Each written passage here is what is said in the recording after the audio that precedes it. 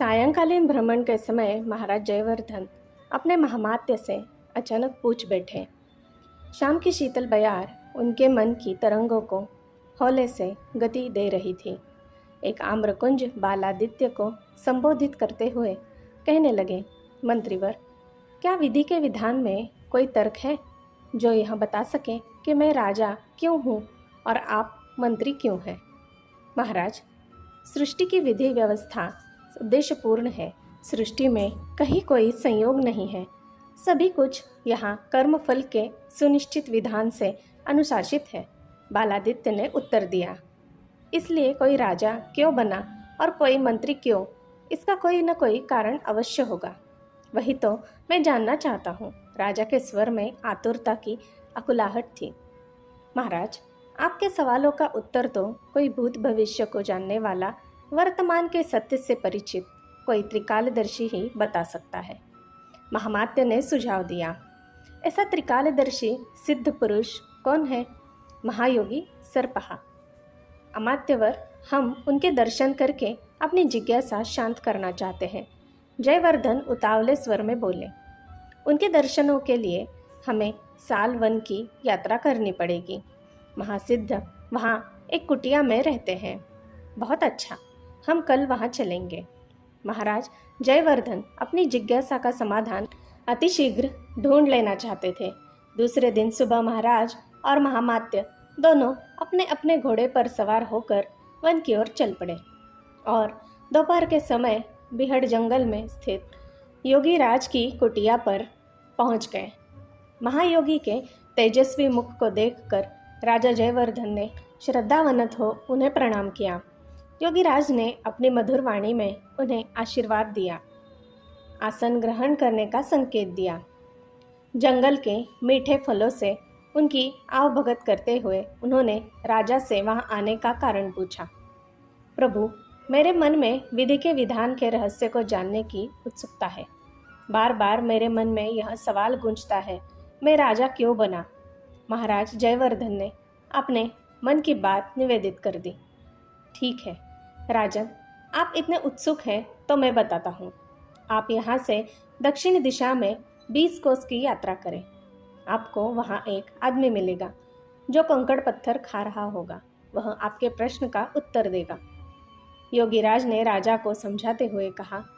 उनकी यह बात सुनकर महाराज जयवर्धन अचरज में पड़ गए। कंकड़ पत्थर खाने वाले आदमी के बारे में सोचते हुए उन्होंने रात्रि में वहीं पर विश्राम किया और दूसरे दिन मंत्री को साथ लेकर दक्षिण दिशा की ओर चल पड़े। 20 कोस की यात्रा के पश्चात उन्हें सामने बंजर धरती दिखाई दी। जब वे पास पहुंचे तो उन्होंने देखा कि उस बंजर जमीन के किनारे एक आदमी बैठा हुआ है और कंकड़ पत्थर खाए जा रहा है। उस आदमी का शरीर हड्डियों का पिंजर मात्र था, परंतु वह कंकड़ पत्थरों को चबाए जा रहा था और चुभने के कारण मुंह से खून बह रहा था। राजा विस्मित होकर कुछ पल तक उसे देखते रहे। फिर उन्होंने उस आदमी से पूछा, तुम कंकड़ पत्थर क्यों खा रहे हो? महाराज, मैं आपके प्रश्न का उत्तर नहीं दे सकता। मुंह से बहते हुए खून को पोंछते हुए वह आदमी बोला। यहाँ से 20 कोस दक्षिण में एक आदमी रहता है जो मिट्टी खाता है। वह आपके सवालों के उत्तर देने में सक्षम है। इतना कहकर वह चुप हो गया और मुंह फेरकर फिर से कंकड़ पत्थर खाने लगा। राजा ने वह रात पास के एक गांव में गुजारी और दूसरे दिन मंत्री को साथ लेकर अपनी यात्रा करने के पश्चात उन्हें जंगल में एक जगह मिट्टी का ढेर दिखाई दिया। जब राजा और मंत्री उस मिट्टी के ढेर के पास पहुँचे तो यह देखकर उनके आश्चर्य की सीमा न रही कि एक आदमी मिट्टी खाकर अपनी भूख मिटाने का प्रयास कर रहा है। लगातार मिट्टी खाकर जीने से उसका शरीर सूख कर काटा हो गया था। बड़ा सा पेट निकल आया था। उसका चेहरा एकदम जर्द पीला पड़ गया था। तुम यह मिट्टी क्यों खा रहे हो? क्या तुम्हारे पास खाने को कुछ नहीं है? राजा ने उसकी असहनीय पीड़ा पर दया दिखाते हुए बड़े ही कोमल स्वर में पूछा। राजन, आपके प्रश्न के उत्तर मैं नहीं दे सकता। वह आदमी आंसू पोंछते हुए बोला, अगर आप अपने प्रश्नों के उत्तर जानने के इच्छुक हैं तो 20 कोस दक्षिण दिशा में जाएं। आपको वहाँ एक ऐसा आदमी मिलेगा जो भूख की पीड़ा से बेहाल है। वह बार बार खाना खाने की कोशिश करता है, परंतु हर बार पेट में खाना पहुँचते ही उल्टी हो जाती है। उसने काफ़ी इलाज भी करवाए, अनेकों दवाओं का सहारा भी लिया, परंतु सब कुछ नाकाम रहा। अब तो जैसे भूख की पीड़ा से गुजरना ही उसकी नियति है। वही आपको आपके सवालों का सही जवाब दे सकता है। यह कहते हुए उसने मिट्टी का एक ठेला उठाया और खाने लगा। मिट्टी खाते हुए उसके चेहरे पर बड़ी बेबसी के भाव थे। राजा को उसकी बात सुनकर बड़ा अजीब सा लगा। वह लगातार इतनी अजीबोगरीब यात्राएं करते हुए थक गए थे। अब तो उन्हें अपने ऊपर गुस्सा आने लगा था। वह सोचने लगे कि आखिर उन्हें भी क्या सूझी जो इस विधि के विधान के रहस्य को जानने के लिए चल पड़े। एक के बाद एक आश्चर्यों से पाला पड़ रहा है और गुत्थी है कि सुलझने की बजाय उलझती जा रही है। इस उधेड़-बुन में वह काफ़ी थक से गए थे। विवश होकर मुंह फेर कर वह कुछ देर चुप खड़े रहे। फिर महामात्य से बोले, अमात्यवर, यह क्या चक्कर है? ये 20 कोस की और कितनी यात्राएं करनी पड़ेगी?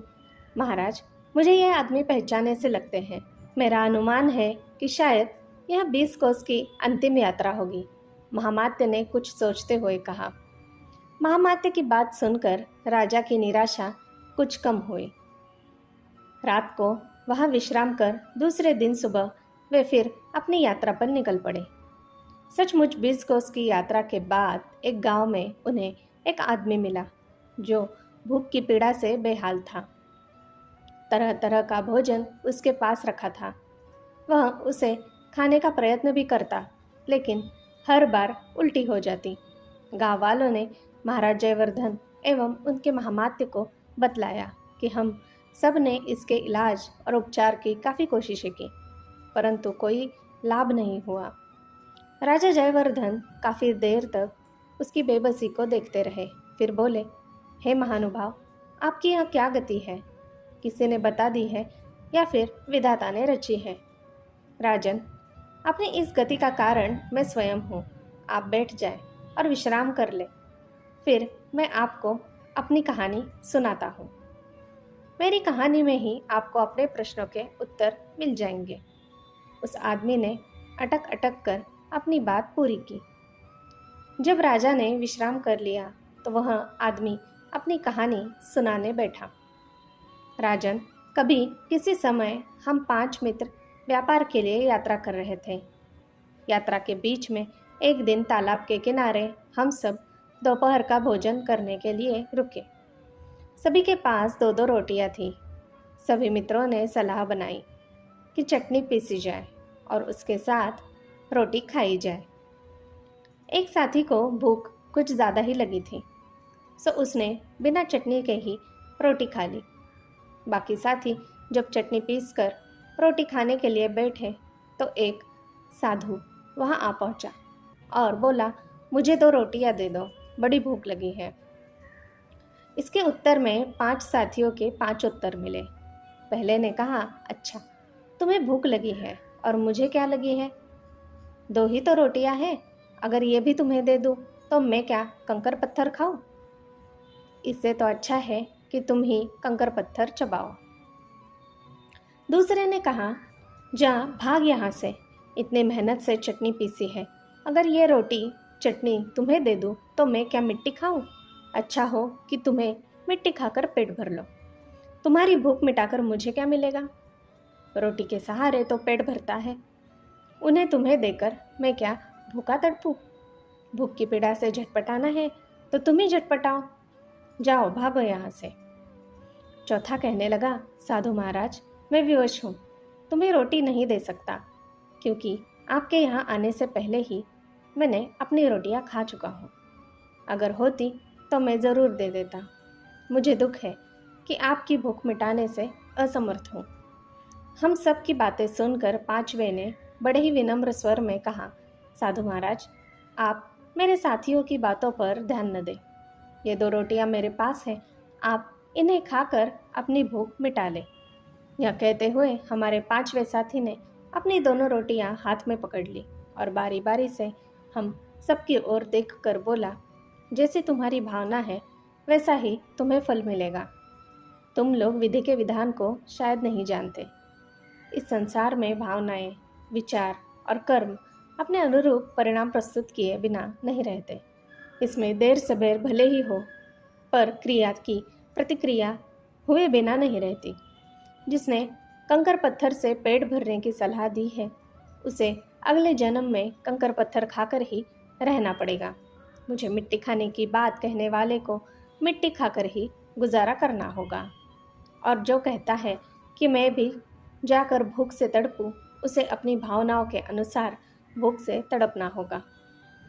फिर रोटियां देने वाला साथी की ओर मुंह फेर कर साधु बोला, तुम्हारा मन परोपकार की भावना से भरा है, इसलिए तुम अगले जन्म में राजा बनोगे। फिर अगले साथी की ओर देखते हुए साधु कहने लगा, तुम्हारी भावना अच्छी है, परंतु तुम दान करने से पहले ही अपना भाग खा चुके थे, अतः तुम राजा के मंत्री बनोगे। राजन, इस तरह हम 5 मित्र इस जीवन में विधि का विधान भोग रहे हैं। आप सब ने साधु से इस कष्ट से निवारण का उपाय क्यों नहीं पूछा? फिर आपको पिछले जन्म की बातें याद कैसे हैं? राजा ने जानना चाहा। हम तो उसकी बातें सुनते ही अवाक रह गए, हमसे कुछ बोलते ही नहीं बन पड़ा। हम उद्धार के लिए प्रार्थना आपने ही की थी और महामात्य ने भी हाथ जोड़कर आपका साथ दिया था। तब साधु ने कहा था कि ठीक है, अगले जन्म में तुम्हें मुक्ति भी इसी राजा के द्वारा मिलेगी। जब तुम्हारी सज़ा पूरी हो जाएगी तो यह तुम सब की सुधि लेगा, तुम्हें मेरे पास लाएगा और तुम सब अपने विगत कर्म से उभर सकोगे। तुम्हारा प्रायश्चित शीघ्र पूरा होगा, इसलिए मेरे आशीर्वाद से तुम्हें अपने इस जन्म की बातें याद रहेगी, ताकि तुम सब शीघ्रातिशीघ्र अपनी भावनाओं को निर्मल कर सको। राजा ने वापस लौटते हुए उन सबको अपने साथ लिया और सभी के साथ महासिद्ध सर्पा के पास आ पहुँचे। योगीराज सर्पा महाराज जयवर्धन की ओर देखकर मुस्कुराए और बोले, राजन, तुम्हारी परोपकार की भावना अमिट है। तुम्हारे मित्रों ने अपनी करनी की सज़ा भुगत ली है और सच्चे मन से प्रायश्चित कर रहे हैं, अतः अब ये अपने कष्टों से मुक्त हो जाएंगे। इसी के साथ तुम्हें विधि के विधान का रहस्य भी ज्ञात हो चुका होगा। अभी एक शंका है। राजा जयवर्धन के स्वर में तनिक संकोच था। निश्चिंत होकर कहो राजन, महायोगी राजा के संकोच को भाप चुके थे। जयवर्धन ने थोड़ा धीमे स्वर में कहा, मनुष्य की भावना, विचार एवं कर्म समयानुसार अपने अनुरूप तीव्र, मध्यम या मंद प्रतिक्रिया व्यक्त करते हैं। विधि के इस विधान को हमने अपने एवं अपने मित्रों के जीवन से समझा, लेकिन हमारे मित्रों के बुरे बर्ताव से आपके मन में जो हल्का आवेश उत्पन्न हुआ था, उसकी प्रतिक्रिया? हंसते हुए योगीराज बोले, विधि के विधान से कोई ऊपर नहीं, फिर चाहे वह कितना भी श्रेष्ठ या वरिष्ठ ही क्यों ना हो। मैं भी अपने क्षणिक आवेश के कारण तुम लोगों से बंध गया था। अपने उसी आवेश का प्रायश्चित करते हुए मैं तब से तुम लोगों की प्रतीक्षा कर रहा हूँ, ताकि तुम्हें अपने श्राप से मुक्त कर सकूं। 5 मित्रों ने महासिद्ध को प्रणाम किया और राजा जयवर्धन के साथ उसकी राजधानी की ओर चल पड़े। जय भोलेनाथ। धन्यवाद दोस्तों। मेरी सुनाई कहानियाँ अगर आपको अच्छी लगती हो तो मैं आपसे अनुरोध करती हूँ कि कृपया मेरे इस चैनल को एक लाइक, शेयर और सब्सक्राइब ज़रूर कीजिएगा। धन्यवाद।